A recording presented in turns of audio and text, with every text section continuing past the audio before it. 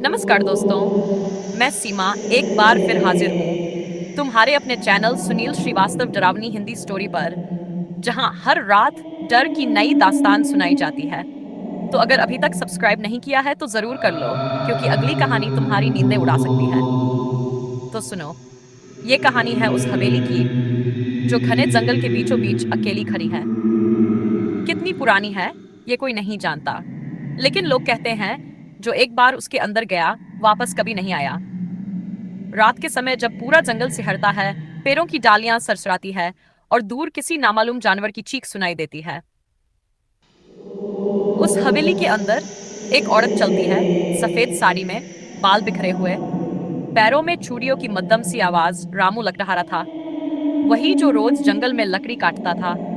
गांव वालों ने मना किया था, उस हवेली के पास मत जाना, मत जाना रामू, वरना लौटकर नहीं आएगा। लेकिन रामू ने सोचा, ये सब बकवास है, मैं तो जाऊंगा। वो गया। शाम ढल रही थी। सूरज की आखिरी किरणें जब हवेली की टूटी खिड़कियों से अंदर झांक रही थी।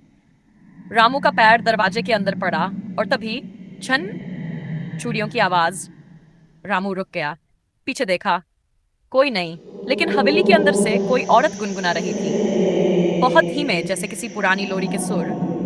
लौट जा रामू, लौट जा, किसी ने कान में फुसफुसाया। उसका पसीना छूट गया, लेकिन हिम्मत करके अंदर गया।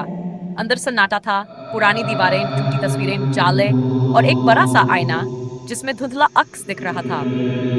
रामू पास गया और आईने में देखा, पीछे वो औरत खड़ी थी जो सफेद साड़ी में थी, जिसके बाल बिखरे थे, जिसकी आंखें काली, गहरी, सूनी। क्यों आया है? क्या चाहिए तुझे? वो औरत बोली। रामू कांप गया। उसकी जुबान नहीं हिली। जो इस हवेली में आता है वो यहीं रह जाता है, हमेशा के लिए। वो धीरे धीरे रामू की ओर बढ़ी। उसकी चूड़ियों की आवाज पूरे कमरे में गूंजने लगी। रामू चीखना चाहता था, लेकिन आवाज गले में अटक गई। पैर जर हो गए। तू भी अब मेरा होगा। उसके हाथ रामू के कंधे पर पड़े, बर्फ जैसे ठंडे, सांस जैसे रुक गई। और फिर हवेली के बाहर अचानक खिड़की से एक परछाई निकली और गायब हो गई जंगल में। किसी ने रामू को फिर कभी नहीं देखा। सिर्फ हवेली के अंदर अब एक और परछाई दिखती है। एक आदमी जो दीवारों पर हाथ फेरता है, जो रात को दरवाजा खोलने की कोशिश करता है। जो भी वहां जाता है, दरवाजे पर ठिठक जाता है, क्योंकि हवेली अब रामू की भी है। तो दोस्तों, अगली बार अगर इस रास्ते से जाओ और चूड़ियों की आवाज सुनो या किसी आदमी के फुसफुसाने की, तो समझ जाना रामू अब भी वही है। क्या तुम भी वहां जाना चाहोगे? नहीं ना?